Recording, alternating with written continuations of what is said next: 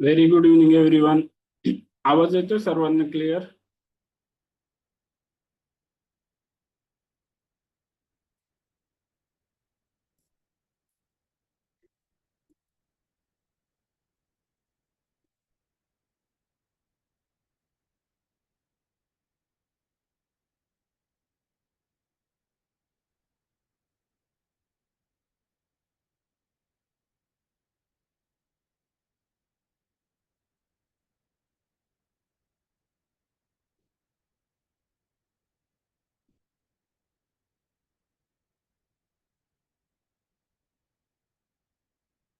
Okay, सर्वांनी लक्ष द्या. आता इथे समोर जे झूम मीटिंग मध्ये नाव दिसतं ना, ते स्टुडंटचं नाव पाहिजे, नाही तर आयडी रिमूव्ह होतील. एव्हरीवन, हे सॅमसंग कोणाचा आहे आयडी? अनम्यूट करायचं. सर मी अथर्व क्षीरसागर आहे. एक मिनिट, मला आवाज नाही येत. एक मिनिट.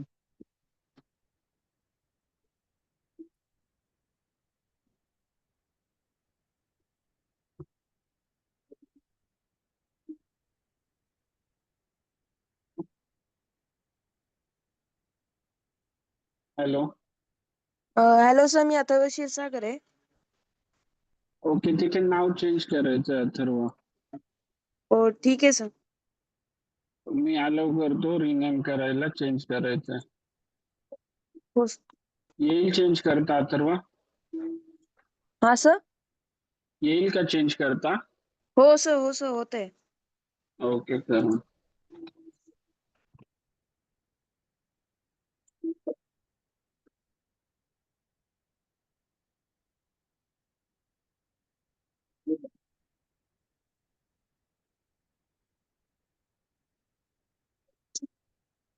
झालं सर.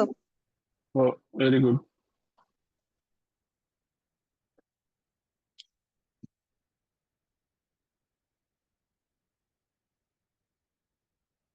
ओके, अजून बाकीचं कोणाचं आहे? आयफोन कोणाचा आहे?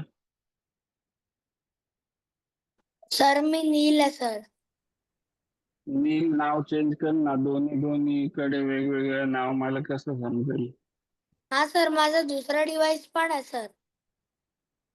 कोणता? Insure future. हा, पण एकीकडे तरी कुठेतरी नाव चेंज कर. हा केलं.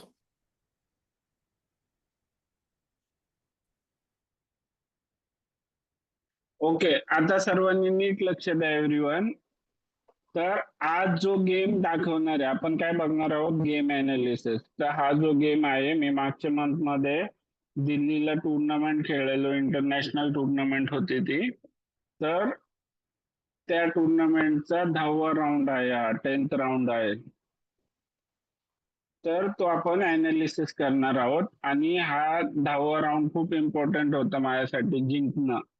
म्हणजे जरी ड्रॉ जरी झाली असती तर मी कोणत्याच प्राइज मध्ये नसतो बसलो. तर हा 10th राऊंड खूप इम्पॉर्टंट होता, की विन काढणं खूप इम्पॉर्टंट होतं.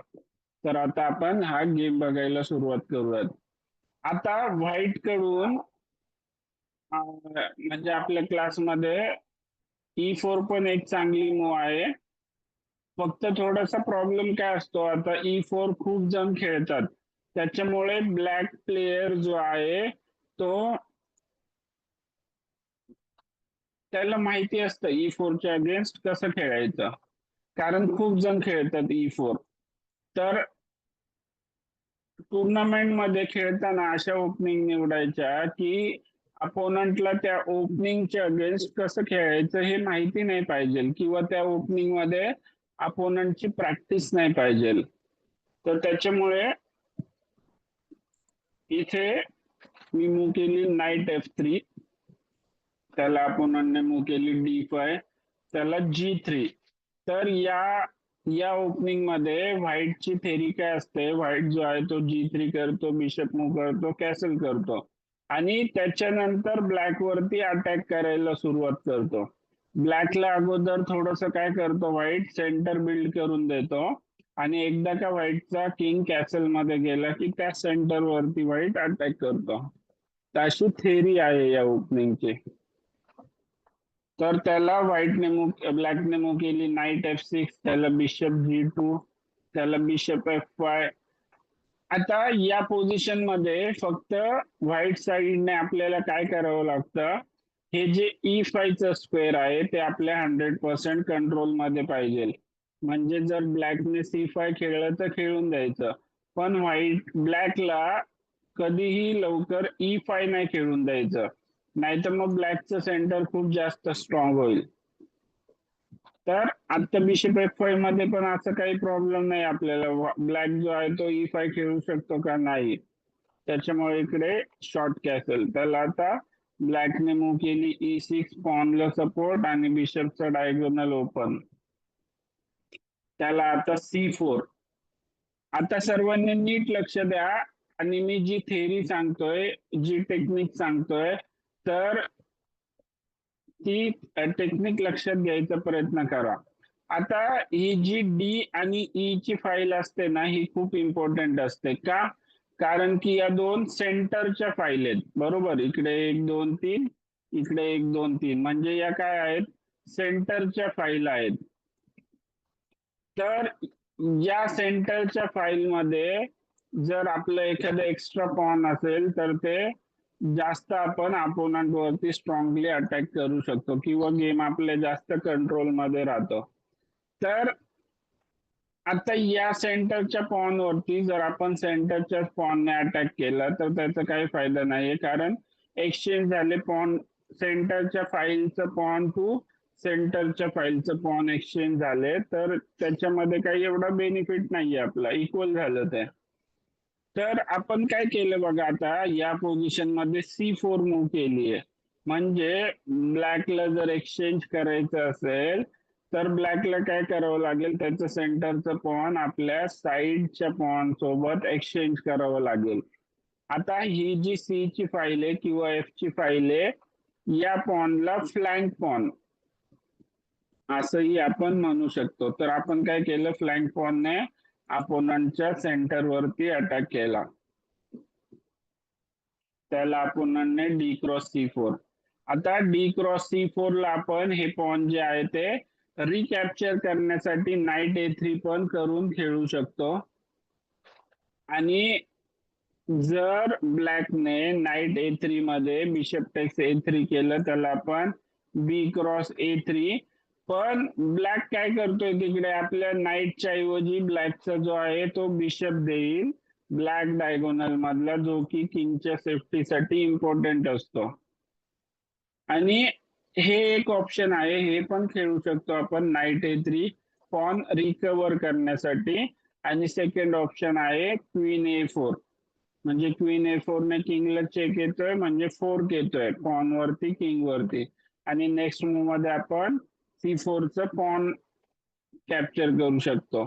तर सेकंड ऑप्शन क्वीन A4, किंगला चेक आहे, त्याला ब्लॅकने मूव्ह केलं ND7. आता क्वीन टेक C4. आता क्वीन जी आपली C4 च्या स्क्वेअर वरती आहे, तर अशी प्लेस आहे की इमिजिएट असं काय अपोनंटचा कोणता अटॅक वगैरे किंवा कंटिन्युअस अटॅक नाही येऊ शकत आपल्या क्वीन वरती. क्लिअर सर्वांना? कंटिन्युअस अटॅक नाही येऊ शकत क्वीनवर. त्याच्यामुळे या प्रत्येक पोझिशन मध्ये क्वीन जी आहे ती इमिजिएट, जेव्हा एक पण पीस एक्सचेंज झालेला नसेल, मायनर पीस, ओके, बिशप आणि नाईटला आपण मायनर पीस म्हणतो आणि क्वीन आणि रूकला मेजर पीस म्हणतो. तर जेव्हा पीसेस एक्सचेंज झालेले नसतात तेव्हा क्वीन अशी कुठेतरी ओपन स्पेअर वरती आल्यावरती क्वीन वरती अटॅक येऊ शकतो, पण ही पोझिशन थोडीशी वेगळी आहे. क्वीन क्रॉस C4 ला ब्लॅकने मूव्ह केली नाईट B6, त्याला क्वीन B3. आता क्वीन B3 बघा, क्वीन खूप सारे स्क्वेअर कंट्रोल करते इथून आणि क्वीन आपली सेफ पोझिशन मध्ये आहे. त्याला ब्लॅकने मूव्ह केली C6, त्याला D3. आता या पोझिशन मध्ये बघा, आपण D3 का केलं, D4 का नाही केलं. D4 पण करू शकत होतो आपण, असं काही प्रॉब्लेम नाहीये, पण इकडे E4 चं स्क्वेअर कंट्रोल करणं इम्पॉर्टंट आहे आपल्याला, कारण ब्लॅकचे दोन इम्पॉर्टंट पीसेस त्या स्क्वेअर वरती येऊ शकतात. आणि D3 मुळे काय होतं, या बिशपचं पण डायगोनल ओपन क्लोज होतो आणि D3 नंतर आपण E4 प्रिपेअर करू शकतो. लक्षात आलं सर्वांना D3 काय इम्पॉर्टंट आहे? D4 जर खेळलो असतो तर हे जे E4 च स्क्वेअर आहे ते कायमस्वरूपी वीक होत आहे, त्याच्यामुळे D3. त्याला ब्लॅकने मूव्ह केली बिशप C5. बिशप C5 ला आता या पोझिशन मध्ये हा जो नाईट आहे ना, तर हा जो नाईट आहे तो बघा आता D5 वरती नाही येऊ शकत. ओके, हा जो नाईट आहे तो D5 वरती नाही येऊ शकत कारण E4 4 येईल पॉनचा. तर त्याच्यामुळे आपण या नाईटला, आता हा जो नाईट आहे तो B6 वरती आहे म्हणजे चांगल्या स्क्वेअर वरती बसलाय. तर जेव्हा आपल्याला कधी असा चान्स भेटेल की अपोनंटच्या पीसेसला अजून मागे पुश करता येत असेल तर मागे पुश करायचं. त्याच्यामुळे इथे A4 म्हणजे A4 च्या मागचं रिझन काय आहे, आपल्याला या नाईट वरती अटॅक करायचं आहे. त्याला ब्लॅकने मूव्ह केली क्वीन C7. आता अगेन बघा क्वीन C7 ला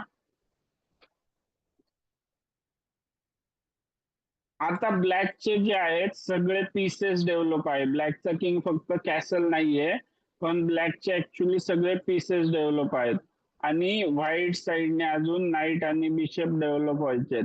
आता ब्लॅकने जी क्वीन C7 मूव्ह केली आहे, ऍक्च्युली ब्लॅकने का केली क्वीन C7 मूव्ह, कारण की A5 आल्यावरती काय होईल, या नाईटला मूव्ह करावं लागेल आणि क्वीनचा अटॅक येईल B7 च्या पॉन वरती.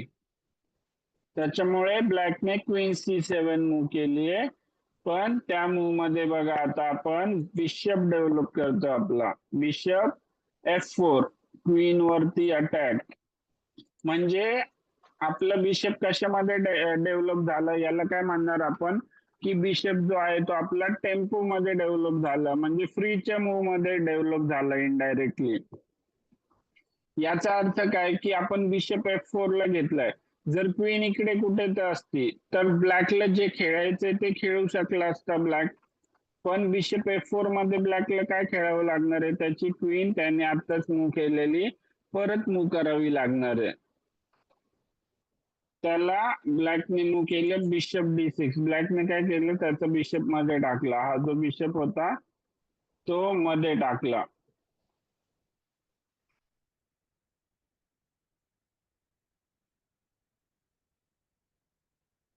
आता या पोझिशन मध्ये ना एक टॅक्टिक्स येते, ती म्हणजे आता बघा बिशप टेक्स D6, ब्लॅकला काय करावं लागेल, क्वीन टेक्स D6, त्याला आपण खेळणार A5. आता अगेन जे मी सांगितलंय, A5 मध्ये नाईट जो आहे तो D5 ला नाही येऊ शकत कारण की E4 येईल. नाईटला काय करावं लागेल, नाईट D7 ला वगैरे जावं लागेल आणि आपण काय करू शकतो, हे जे पॉन आहे B7 चं ते कॅप्चर करू शकतो. पण मला ऍक्च्युली हा जो बिशप आहे तो एक्सचेंज करायचा नव्हता इमिजिएट, त्याच्यामुळे मी या पोझिशन मध्ये खेळलो बिशप E3. बिशप E3 ला ब्लॅकने मूव्ह केला नाईट NB D5. आता बिशप E3 एवढी चांगली मूव्ह नाहीये का, कारण की हा जो नाईट आहे ना तो D5 वरती नाही येऊन द्यायचा, ही व्हाईटची प्रायोरिटी इम्पॉर्टंट होती. पण आता इकडे बिशप आल्यामुळे काय झालंय, हा नाईट जो आहे तो D5 वरती येऊ शकला, कारण आता आपण पॉन पुश नाही करू शकत. मग त्याच्यामुळे बिशप टेक्स बिशपच जास्त बेटर मूव्ह होती. त्याला अगेन आता इथे मला बिशप मूव्ह करावा लागला बिशप D2, कारण बिशप जो आहे तो दुसऱ्या कोणत्या पीस सोबत एक्सचेंज नाही करायचा, म्हणजे हा बिशप या बिशप सोबतच म्हणजे 100 मधून 90 गेम मध्ये हा जो डार्क डायगोनलचा बिशप असतो ब्लॅक साइडने डिफेन्स साठी इम्पॉर्टंट असतो आणि व्हाईट साइडने अटॅक साठी इम्पॉर्टंट असतो. तर हा बिशप नेहमी या बिशप सोबतच एक्सचेंज करायचा. लक्षात ठेवा, नाईट सोबत इझिली एक्सचेंज नाही होत हा बिशप. हा वेदांत, काय प्रॉब्लेम आहे?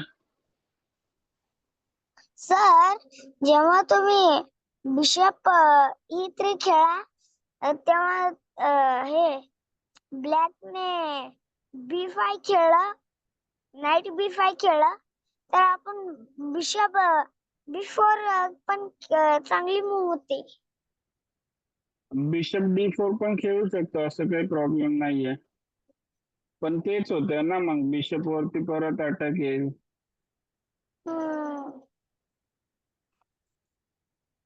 अशा जेव्हा मूव सुचतात ना तुम्हाला, तर मेसेज मध्ये सांगा, कारण की मेसेज मध्ये मला अजून इझिली समजतं.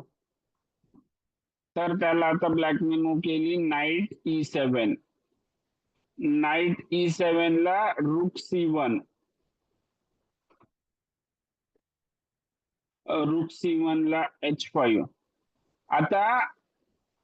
आता सर्वांना ना मी एक थेअरी सांगतो, ती लक्षात ठेवा या गेम मध्ये. आता या पोझिशन मध्ये ऍक्च्युली ब्लॅक साठी एवढी युजफुल नाहीये ती, पण कोणत्या पण गेम मध्ये ना तुम्हाला ती थेअरी युजफुल ठरेल. आता ज्या पोझिशन मध्ये बघा ब्लॅकने H5 मूव केलीये, तर जेव्हा अपोनंटचा किंग ऑलरेडी कॅसल मध्ये असतो, ओके, अपोनंटचा किंग जो आहे तो ऑलरेडी कॅसल मध्ये असतो, आणि म्हणजे आता आपण ब्लॅक कडून विचार करूयात, आणि आपण समजा कॅसल केलेलं नसतं, तर आपल्याकडे चॉईस असते. चॉईस काय असते की आपण शॉर्ट कॅसल मध्ये जायचं का लॉंग कॅसल मध्ये जायचं. जर आपल्याला वाटलं की आपला अटॅक अपोनंट वरती फास्ट जाऊ शकतो, तर आपण या पोझिशन मध्ये ऍज अ ब्लॅक काय करू शकतो, लॉंग कॅसल करू शकतो. आणि इकडे व्हाईटचा किंग ऑलरेडी कॅसल आहे, तर त्याच्यावरती अटॅक करू शकतो. म्हणजे थेरी काय आहे, जेव्हा तुमचा किंग कॅसल झालेला नसेल आणि अपोनंटचा किंग कॅसल मध्ये असेल कोणत्या पण, तर तेव्हा अपोजिट साइड कॅसलचा विचार करायचा एकदा. म्हणजे समजा आता इकडे ब्लॅक लॉंग कॅसल मध्ये गेला आणि व्हाईटचा किंग शॉर्ट कॅसल मध्ये आहे, तर याला म्हणणार आपण अपोजिट साइड कॅसलिंग. तर अपोजिट साइड कॅसलिंग करून आपल्याला अपोनंट वरती फास्ट अटॅक करता येतोय का याचा विचार करायचा. पण या पोझिशन मध्ये तसं नाहीये. या पोझिशन मध्ये ना ऑलरेडी व्हाईटचा अटॅक क्वीन साइडलाच आहे, ओके. ही साइड जी आहे ती इकडे क्वीन असते, त्याच्यामुळे याला आपण क्वीन साइड म्हणतो, आणि या साइडला किंग असतो, तर या साइडला क्वीन साइड किंग साइड म्हणतो. तर व्हाईटचा ऑलरेडी अटॅक ना क्वीन साइडलाच आहे, त्याच्यामुळे ब्लॅकचा इथे लॉंग कॅसलचा प्रयत्न एवढा चांगला नाहीये. म्हणजे ब्लॅकने जी मूव केली आहे H5, तर ती एवढी चांगली नाहीये.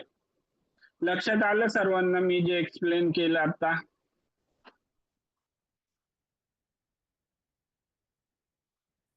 नाही आलं का कोणालाच लक्षात?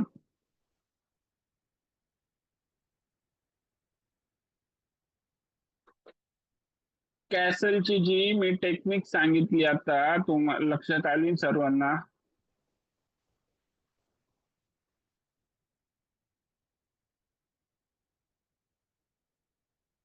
ओके.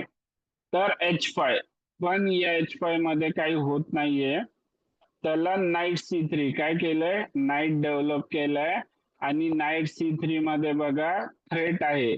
नाईट C3 मध्ये काय थ्रेट आहे, नाईट B5 ची थ्रेट आहे. आता हे जे पॉन आहे ते पॉन काय होईल, नाईट जम्प केल्यामुळे पॉन पिन राहील, त्याच्यामुळे ब्लॅकने इथे मूव केली A6. म्हणजे जर इकडे नाईट आला B5 वरती, तर या पॉनने कॅप्चर करू शकतो.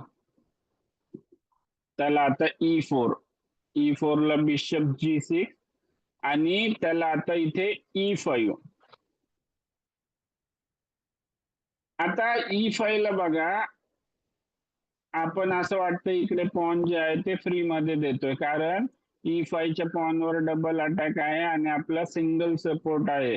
पण या पोझिशन मध्ये bishop cross E5, knight cross E5, त्याला क्वीन क्रॉस E5 आणि आपल्याला हे B7 चं पॉन मिळेल. पण ते पॉन रिटर्न मिळण्यापेक्षा आपला बेनिफिट काय आहे, जसं की मी सांगितलं, हा डार्क डायगोनल मधला बिशप इम्पॉर्टंट असतो. तर आपण काय करतोय, हा जो ब्लॅकचा बिशप आहे, इम्पॉर्टंट बिशप, तो आपल्या नाईट सोबत एक्सचेंज करतोय आणि F3 चा नाईट एक्सचेंज झाल्यामुळे काय होतं, आपल्या या बिशपचा पण डायगोनल ओपन होतोय. लक्षात आलं सर्वांना?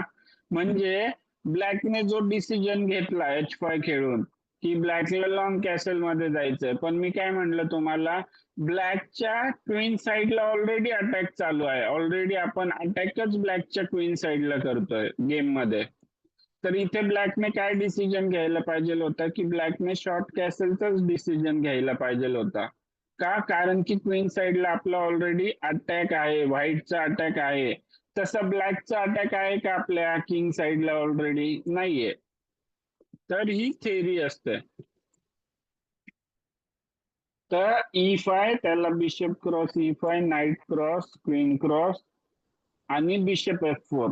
आता हे क्वीन क्रॉस B7 तर करू शकतो आपण, असं काही प्रॉब्लेम नाहीये त्याच्यामध्ये.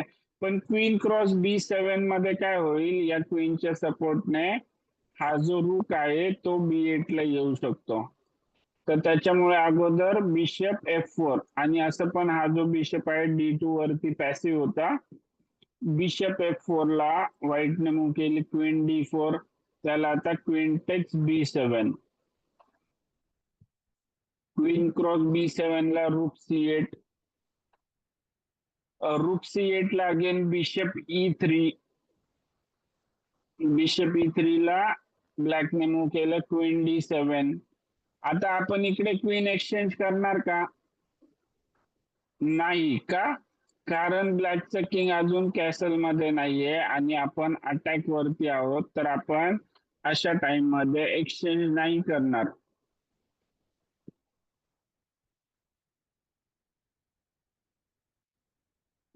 वेदांत,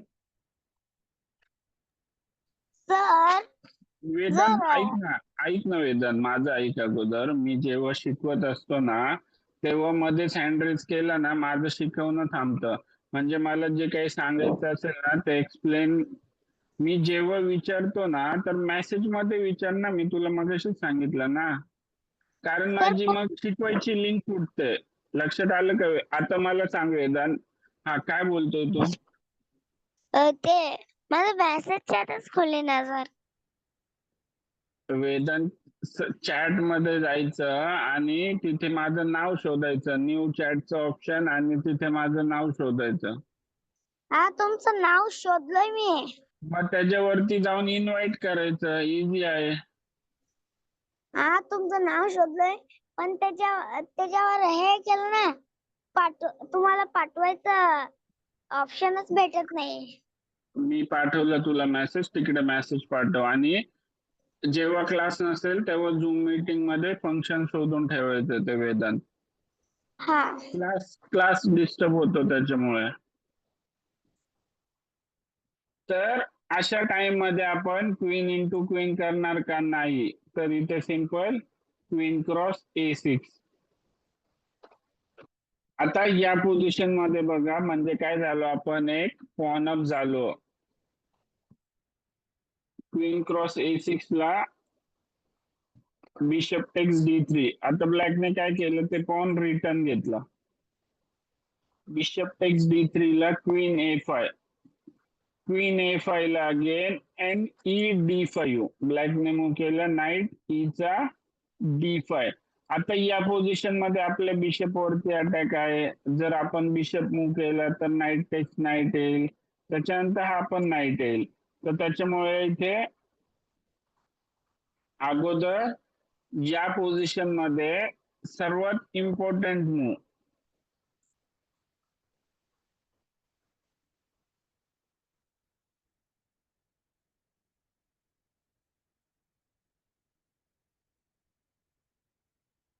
ती म्हणजे बिशप C5. आता या बिशप C5 मूवने बघा काय होतंय, बिशप C5 मूव मुळे ब्लॅकचा किंग जो आहे तो कॅसल मध्ये नाही जाऊ शकत. मी जसं की तुम्हाला अगोदर सांगितलं, ब्लॅकने काय केलं, आपण आपल्या नाईटने ब्लॅकचा ब्लॅक डायगोनल मधला बिशप कॅप्चर केला. तर हा बिशप किती युजफुल आहे बघा.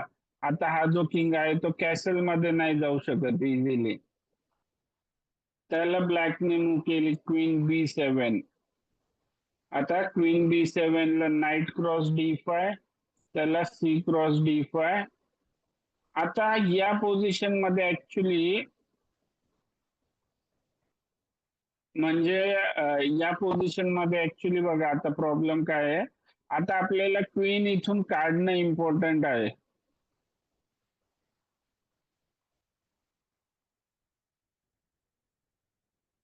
तर या पोझिशन मध्ये दोन ऑप्शन आहेत, एक तर ब्लॅकच्या क्वीन सोबत क्वीन एक्सचेंज करायची, किंवा ही क्वीन D2 वरती घेऊन यायची.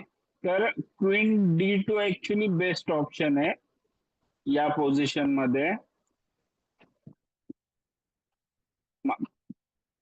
पण मी इथे काय केलंय, मी इथे क्वीन B6 मूव केली आहे. आता क्वीन B6 च्या मागे माझं रिझन काय होतं सांगतो तुम्हाला. आता जेव्हा क्वीन एक्सचेंज होतीये तर हे जे दोन पॉन आहेत ना, तर हे कनेक्टेड पॉन आहेत. तर इझिली आपण अपोनंटला प्रेशराईज करू शकतो. त्याच्यामुळे क्वीन B6 ला अपोनंटने कॅप्चर केलं, क्वीन टेक्स, त्याला बिशप क्रॉस, त्याला आता किंग D7. आता जेव्हा पीसेस जास्त एक्सचेंज होतात, बोर्डवरती जास्त पीसेस नसतात, तेव्हा किंग हा जो आहे तो एक आपण पीस म्हणून यूज करू शकतो. तर अशा केसेस मध्ये किंग जो आहे तो ब्लॅकने काय केलं, किंग जो आहे तो कोपऱ्यात ठेवण्यापेक्षा किंग D7 केलं आणि रूक कनेक्ट केले. तर ही ब्लॅकची चांगली मूव आहे. त्याला बिशप F1. आता हा जो इम्पॉर्टंट बिशप आहे त्याला, आता हा जो आपला G2 वरती बिशप होता तर तो काय काम करत होता का, नाही. तर या बिशपला ऍक्टिव्ह बिशप सोबत आपण एक्सचेंज केलं, त्याला नाईट E4. नाईट E4 लागेल किंग E2. जसं की मी तुम्हाला सांगितलं, किंग जेव्हा एंड गेम येतो, आता काय सुरू झालं, हा गेमचा कोणता फेज सुरू झालाय, गेमचा एंड गेम फेज सुरू झालाय. सुरुवातीच्या ज्या 10-15 मूव्ह असतात त्यांना आपण ओपनिंग म्हणतो. ओपनिंग झाल्यावरती ज्या मिडलच्या मूव्ह असतात त्यांना आपण मिडल गेम म्हणतो. आणि हा जेव्हा पीसेस वगैरे बऱ्यापैकी एक्सचेंज होतात, तर हा आता एंड गेम आलेला आहे. तर आता आपण एंड गेम मध्ये एंटर करत आहोत. त्याला किंग E2 ला नाईट D6. नाईट D6 ला ब्लॅकचं म्हणणं काय आहे की नाईट C4 वरती जास्त स्ट्रॉंग आहे. तर त्याच्यामुळे इकडे B3 ला ब्लॅकने मूव केली, रूक C6.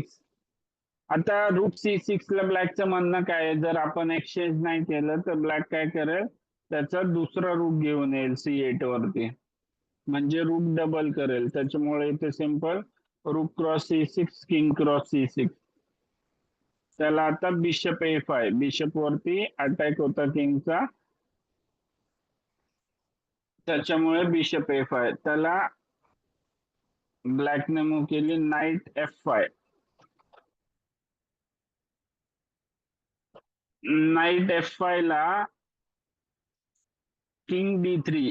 किंग काय केलं, अजून सेंटरच्या दिशेने आपण ऍक्टिव्हेट करतोय. त्याला ब्लॅकने मूव केली E5. E5 ला रूक C1. आता जो रूक आपला गेम मध्ये नव्हता त्याला काय केलं, आपण ओपन फाईल मध्ये घेऊन आलो. त्याला ब्लॅकने मूव केली किंग D6.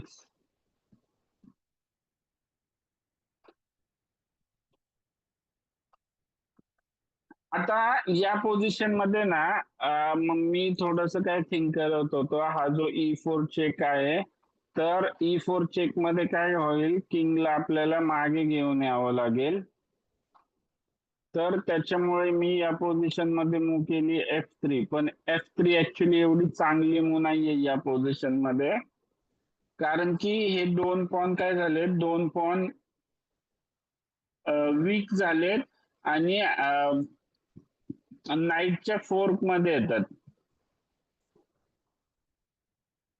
तर F3 ला ब्लॅकने मूव केली आहे नाईट D4. आता नाईट D4 ला या दोघांमधलं ऍक्च्युली एक पॉन वाचवणं खूप अवघड आहे. तर हे खूप पुढचं कॅल्क्युलेशन आहे मोठं. तर म्हणजे बिशप C7, त्याला किंग E6 आणि मग बिशप टेक्स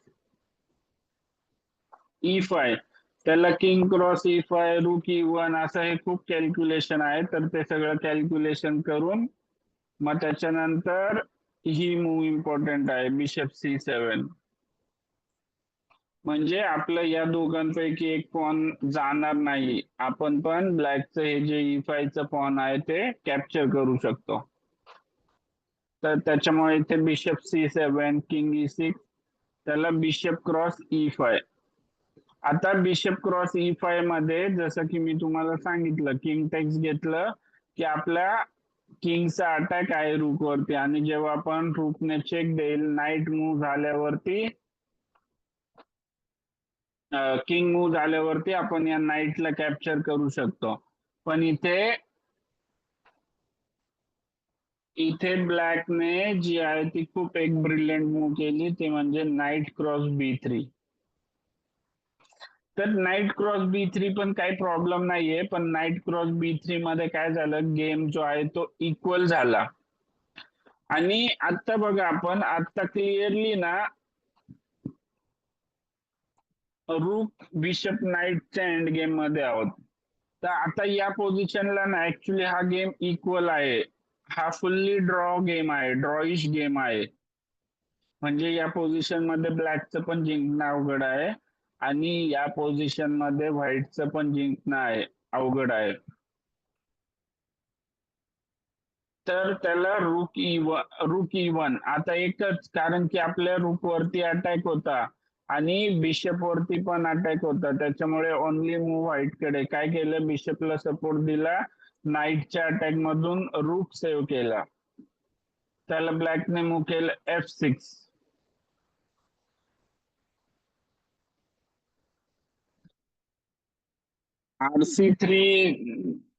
RC3 ला पण परत तेच आहे, पण आदित्य RC3 ला पण ते म्हणजे त्या प्रॉब्लेम मधून बाहेर निघत नाही आपण. पण याच्यामध्ये कसं आहे, रूक E1 मध्ये ना त्या प्रॉब्लेम मधून इमिजिएट बाहेर निघेल आपण. त्याला बिशप C7 चेक, त्याला किंग D7, त्याला बिशप B6. आता याच्या पुढच्या ज्या मूव्ज आहेत ना, तर त्या थोड्या बऱ्यापैकी इक्वल आहेत, त्याच्यामुळे त्या फास्ट एक्सप्लेन करतो मी.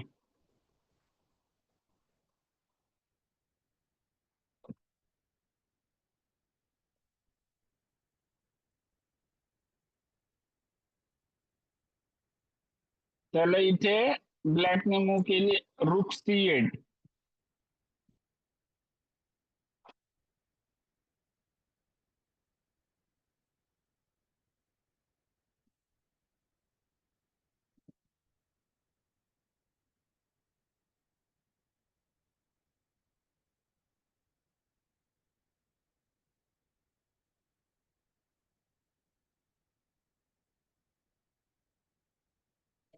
ओके, आता सर्वांनी थोडंसं लक्ष द्या.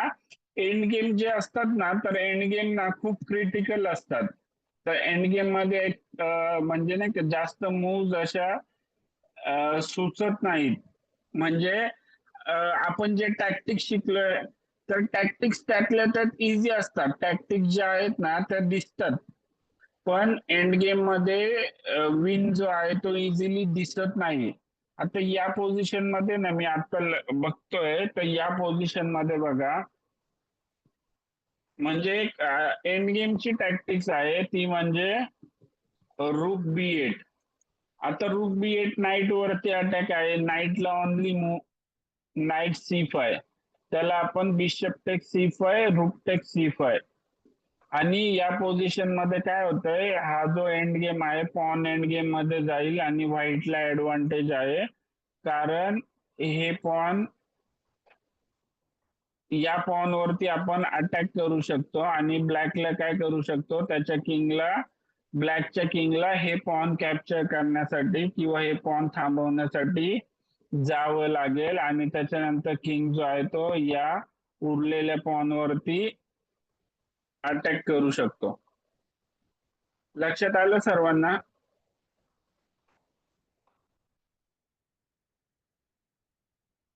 आता बघा या पोझिशन मध्ये ना समजून घ्या परत, ज्यांना लक्षात नाही आलं ना, आता रूक B8, ओके, फर्स्ट मूव रूक B8, तर त्याला नाईट कुठे जाणार, नाईट C5, त्याला काय करायचं आपण, बिशप क्रॉस C5, त्याला ऑब्विसली ब्लॅक काय करेल, रूक क्रॉस C5, त्याला आपण खेळणार रूक B7 चेक. आता रूक B7 चेक मध्ये जर किंग मूव झाला तर सरळ सरळ आपण हे G7 चं पॉन मारेल, म्हणजे अगेन आपण काय होईल, पॉन अप होईल. त्याच्यानंतर पॉन अप झाल्याच्या नंतर पण हे जे ब्लॅकचे 3 पॉन आहेत यांना काय म्हणणार आपण, आयसोलेटेड पॉन. तर हे तिन्ही पॉन ब्लॅकचे वीक होतात आहे, त्याच्यामुळे ब्लॅक काय करेल, रूक B7 चेक मध्ये त्याचा रूक मागे आणेल. ओके, त्याला आपण खेळणार रूक टेक C7, त्याला किंग क्रॉस C7, त्याला बघा आता किंग E5, काय केलं आपण, या पॉनवर अटॅक केला, ब्लॅकला काय करावं लागेल, या पॉनला सपोर्ट द्यावं लागेल. देन आपण हे पॉन स्टार्ट करणार पुश करायला आणि ब्लॅकच्या किंगला काय करावं लागेल, मागे जाऊन अगोदर या पॉनला कॅप्चर करावं लागेल. आपण D5 पॉनला कॅप्चर करून इझिली ब्लॅकच्या पॉनच्या एरियामध्ये जाऊन ब्लॅकचे पॉन इझिली कॅप्चर करू शकतो. मला सांगा, आलं का आता लक्षात?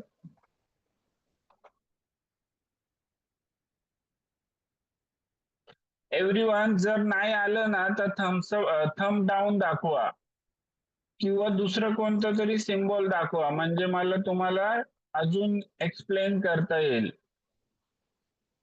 पण मला त्या पोझिशन मध्ये तेव्हा चालू गेम मध्ये नाही सुचलं हे, मला ही आता पोझिशन बघितल्यावरती इमिजिएट लक्षात आलं की ती थेअरी वापरू शकतो आपण. मी इकडे कॅल्क्युलेट नाही केलं, मी फक्त काय कॅल्क्युलेट केलं की पीसेस सगळे एक्सचेंज होतात आहे, आणि जर सगळे पीसेस एक्सचेंज झाले, हे चारही पीसेस एक्सचेंज झाले, तर हा जो पॉन एंड गेम आहे, म्हणजे ही पॉन एंड गेमची टेक्निक आहे, तर हा pawn end game white win आहे, कारण की व्हाईट या पॉनवर अटॅक करतोय. आता बघा मी तुम्हाला पीसेस मूव्ह करून दाखवतो. ओके, रूक B1, त्याला बघा आता नाईट वरती अटॅक आहे, तर या नाईटला जागा आहे का कुठे, नाही, एकच मूव्ह नाईट C5, त्याला बिशप टेक C5, रूक टेक C5, त्याला रूक B7 चेक. आता रूक B7 चेकला ब्लॅकला काय खेळावं लागेल, रूक C7. जर नाही खेळला, जर ब्लॅकने किंग मूव्ह केला तर आपण हे पॉन कॅप्चर करेल.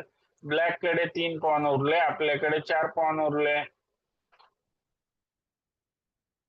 आणि जर रूक C7 ला आला तर मी काय विचार केला, मी काय म्हटलं तुम्हाला की हा जो पॉन एंड गेम आहे, दोघांकडे 4-4च पॉन आहेत, पण हा pawn end game white win आहे का, कारण की या पॉनला कॅप्चर करण्यासाठी, या पॉनला अडवण्यासाठी ब्लॅकच्या किंगला जावं लागेल आणि व्हाईटचा किंग जो आहे तो ब्लॅकच्या पॉनच्या कॅम्प मध्ये इझिली एंटर करून पॉन वरती अटॅक करू शकतो.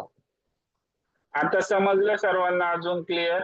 कारण की ही एंड गेमची टेक्निक आहे आणि ही जी टेक्निक आहे ना, तर मला पोझिशन बघून लगेच लक्षात येते, पण मी जसं की तुम्हाला सांगितलं हा 10th राऊंड चालू होता आणि खूप इम्पॉर्टंट होता आणि मला ड्रॉ नव्हता करायचा, मला म्हणजे ड्रॉ केलं तरी मी प्राइज मध्ये नव्हतो आणि ड्रॉ तर नव्हताच करायचा, एखाद्या वेळेस लॉस झाला तरी चालेल ना, पण विन पाहिजे होता कंपल्सरी.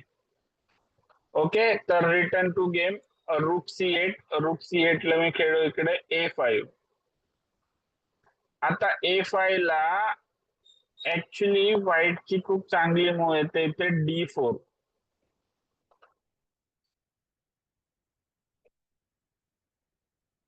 आता ही D4 खूप इम्पॉर्टंट मूव आहे आणि या D4 ला ना हे पॉन कॅप्चर करावंच लागतंय बिशपने. आणि मग ब्लॅक काय करतो, हे आपलं एच पॉन कॅप्चर करतो आणि गेम काय तो अजून इक्वली होऊन जाईल.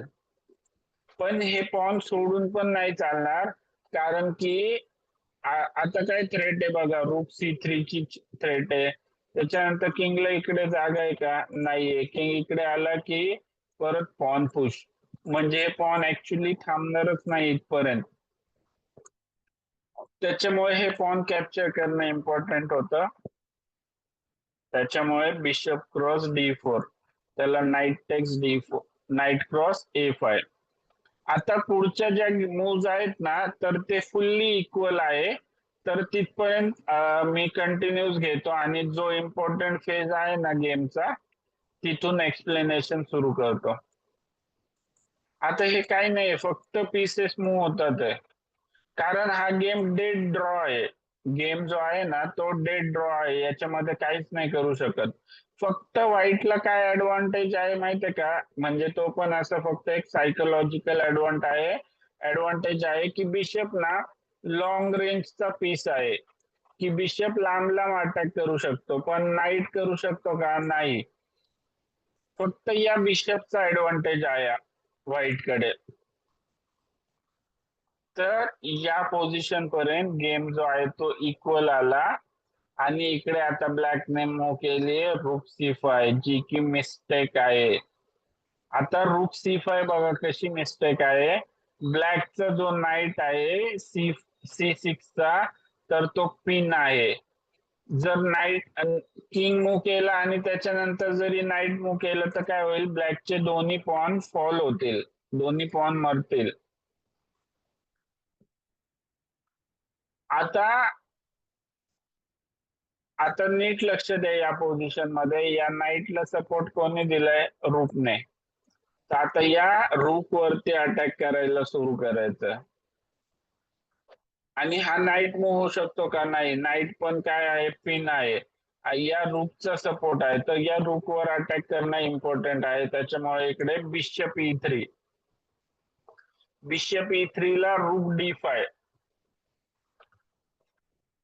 आता रूक D5 ला अगेन बघा, हा नाईट ऑलरेडी पिन आहे, तर त्याला किंग C4. आता ब्लॅकला काय करावं लागणार आहे, अगेन या नाईटला वाचवण्यासाठी किंग किंवा रूक खेळावं लागणार आहे. आता इकडे किंग पण जो आहे तो नाही खेळू शकत ब्लॅक, कारण की किंग खेळला तरी काय होईल, बिशप C5 चेक येईल आणि इमिजिएट लूज होईल ब्लॅक. त्याच्यामुळे रूक D6. आता रूक D6 ला किंग C5, किंग C5 ने काय झालं, आता नाईट वरती पण अटॅक आहे आणि जर नाईट मूव्ह झाला तर या रूक वर अटॅक आहे. तर इथे आता ब्लॅकने मूव्ह केलीये किंग D7. आता मला किंग D7 ला सांगा काय खेळणार मेसेज मध्ये.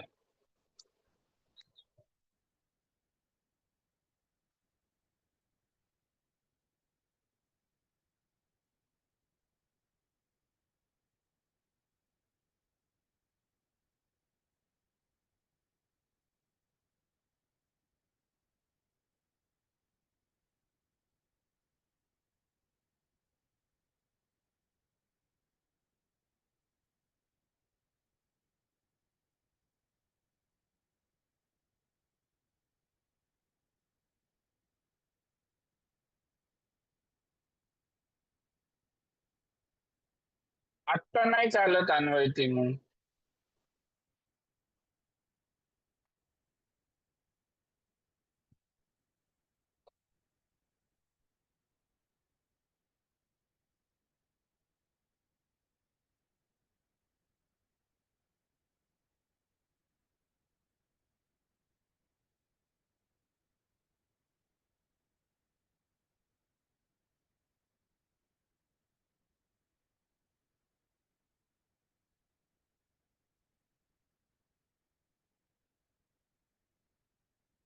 नो आदित्य रॉंग आहे. काय करताय everyone? Amin very good. Anvay very good. Everyone प्रत्येकाने नीट लक्ष द्या. एकच आन्सर देत जावा.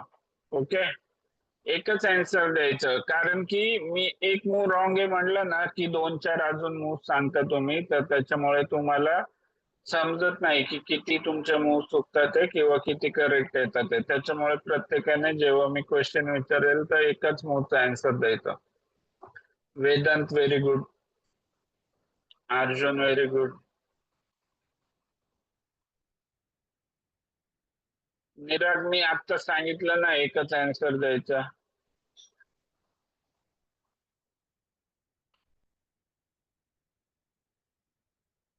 यस अथर्व. तर माझं ते चॅट वर करत नाहीये, ते डिसेबल दाखवतंय. मी तुला हायचा मेसेज पाठवतो, तिकडे मेसेज कर. Okay sir. बघ आलं का मेसेज अथर्व? नाही सर. मी मेसेज पाठवलं तुला हाय म्हणून, तर कुठेतरी असं रेड आलं असेल बघ. सर आले, पण तिथं दाखवतंय the host has disabled group chats. Group chat मध्ये चॅटच नाही करायचंय ना अथर्व, पर्सनली मला मेसेज करायचंय. सर व्हॉट्सअप वर का? व्हॉट्सअप वर नाही अथर्व, याच्यामध्ये. आता बघ काय करायचं, तू मोबाईल वरती जॉईन केलंय का पीसी वर? असं मोबाईल वर. हा, मोबाईल मध्ये जायचं, त्याच्यानंतर न्यू चॅट मध्ये जायचं, माझं नाव शोधायचं आणि इन्व्हाइटचं ऑप्शन येईल, इन्व्हाइट करायचं आणि तिकडे चॅट करता येईल.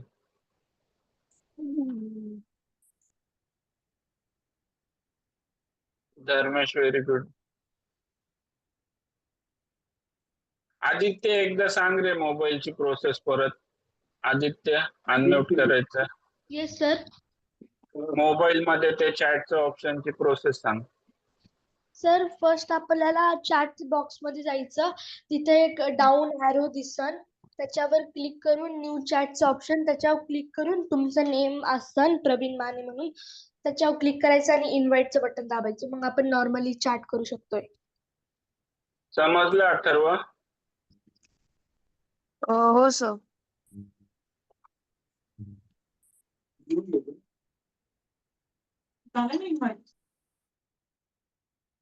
ओके एव्हरीवन, आता ज्यांनी ना रूट B7 आन्सर दिले ना, तर रूट B7 बघा का रॉंग आहे. कारण रूट B7 ला काय होईल, परत किंग इकडे येईल, king E4 sorry king E6.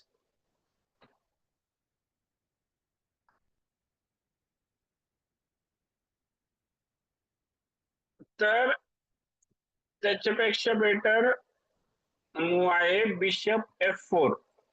अगोदर या रूट वर अटॅक करायचा. या रूटने सपोर्ट दिलेला आहे नाईटला, तर या रूट वरती अटॅक करायचा. त्याच्यामुळे बिशप F4. त्याला ब्लॅकने मूव केलं रूट F6.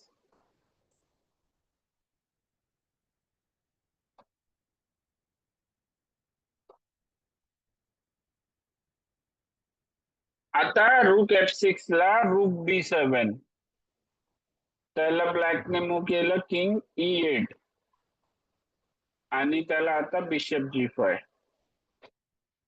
आता बिशप G5 मध्ये या रूटला जागा आहे का? जर रूट दुसरीकडे कुठे मूव झाला तर सिंपल आपण नाईट कॅप्चर करू शकतो, म्हणजे काय झालो आपण पीसअप झालो आणि हा गेम इझिली विन करू शकतो.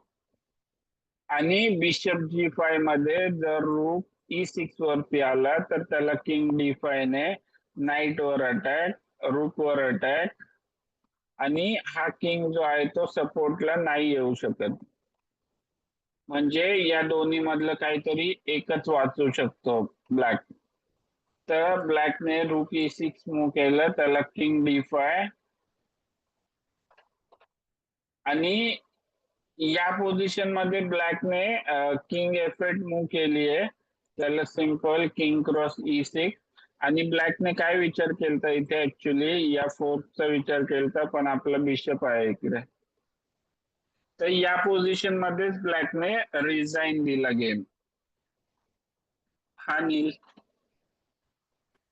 सर मी विचारत होतो की जेव्हा तुम्ही जो बिशप होता तो G5 ला घेतलात तेव्हा रूक जो होता तो D6 ला का नाही जाऊ शकत?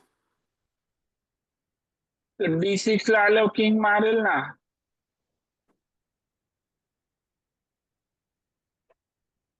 नील, हा किंग मारेल ना. अच्छा अच्छा. नाही मारणार का किंग? नील हा. तो ऑलरेडी आपल्या बिगिनर बॅच मधून आलेला आहे. किंग मूव्ह करतो ना कधी पण. हो मग सिंपल आहे ना, किंग कसं मूव्ह करतो डायगोनली फाईल मध्ये, रँक मध्ये.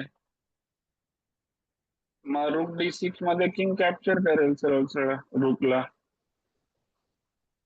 येस अथर्व.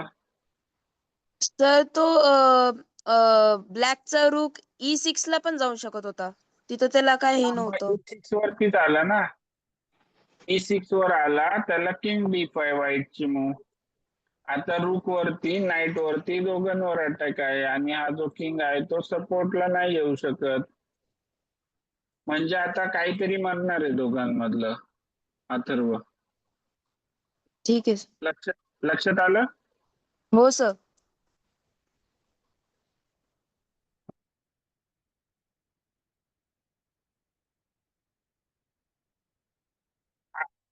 हे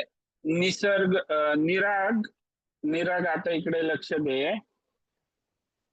हा नाईट गेला असता निराग. मग आपल्याला तेच आता हे दोन्ही मधलं काहीतरी एकच भेटणार ना निराग. रूक असं वाचू शकतो ना, पण रूक वाचवलं तर आपण नाईटला कॅप्चर करेल आणि आपण या पोझिशन मध्ये काय झालो निराग, पीसअप झालो ना. एक बिशप एक्स्ट्रा आहे आपल्याकडे, तर हा गेम आपण इझिली जिंकू शकतो. पण हा जो गेम आहे इथपर्यंत, या पोझिशन पर्यंत बघा, या पोझिशन पर्यंत गेम डेड ड्रॉ आहे. आता या पोझिशन पर्यंत मी हा गेमच सोडत नव्हतो. अपोनंटने मला इकडे म्हणजे या गेम मध्ये ना जवळपास 3 वेळा ड्रॉ ड्रॉ ड्रॉ विचारलं. मी अपोनंटला काय म्हणलं की गेम मी हारलो तरी चालेल, पण गेम ड्रॉ नाही करायचा. तर हा डेड ड्रॉ आहे. जर बघितलं ना अनालिसिस, तर बघा या पोझिशन मध्ये आता इथे 0-0 दिसतंय. तर हा गेम जो आहे तो डेड ड्रॉ आहे. पण ते म्हणतात ना कीप ट्राईंग. तर या गेम मध्ये ना मी ते सोडलंच नाहीये. मला माहिती होतं की माझ्याकडे बिशप आहे, हा नाईट कुठेतरी अडकणार. त्याच्यामुळे मी हा जो गेम आहे तो सोडलाच नाही. एंड पर्यंत विन साठीच ट्राय करत होतो. आणि मग लास्टला अपोनंटचा जो वीक पॉइंट आहे तो सापडला आणि कंटिन्यू अटॅक मध्ये मग अपोनंटने शेवटी रिझाईन केलं या पोझिशन मध्ये. तर त्याच्यामुळे गेम जरी असं वाटत असेल ना इक्वल आहे, तर त्याच्यामध्ये पण जर आपण अटॅक करत राहिलो, ट्राय करत राहिलो, तर इक्वल गेम मध्ये पण आपण विन काढू शकतो. ओके, अजून काही विचारायचंय कोणाला या गेम बद्दल?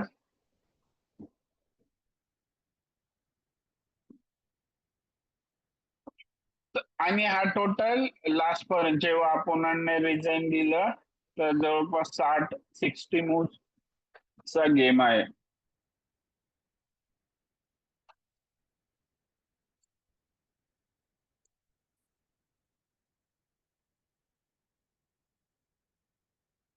गेम आवडला का सर्वांना? Everyone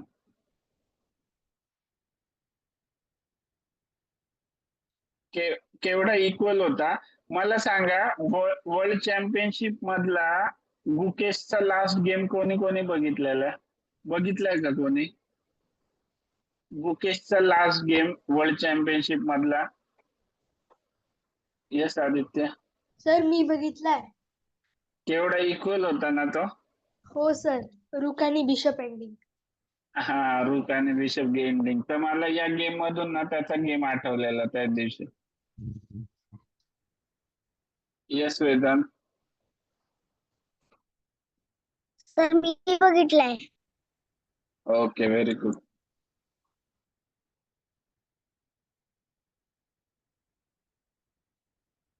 yes Anvay. सर हा, हँड केलता अन्वय तू. अन्वय हा सर हँड केलता ना. होय बोल ना मग.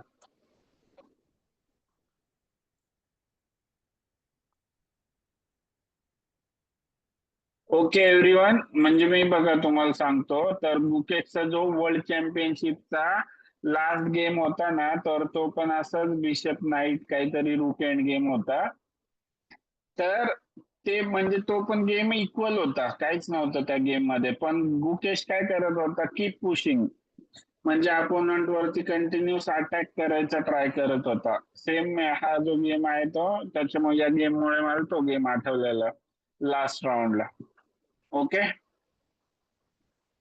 ओके, आता जर कोणाला काही विचारायचं नसेल तर सेशन कंप्लीट झालं आपलं, तर आपण क्लोज करू शकतो. ओके, चला bye, good night everyone. Bye, Okay, sir. good night, sir. Good night sir bye, good night.